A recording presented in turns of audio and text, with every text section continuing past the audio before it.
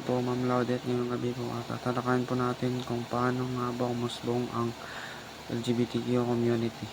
Umusbong ang LGBTQ community dahil sa unti-unting paglawak ng pag-unawa ng lipunan tungkol sa kasarian at identidad.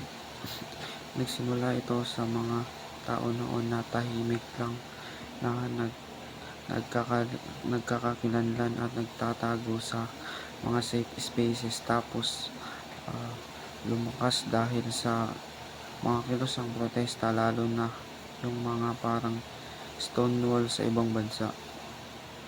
Habang dumami ang mga nagtatanggol sa karapatan, nagsimulang magkaroon ng mga organisasyon, pride events at mga batas na nagprotekta sa kanila.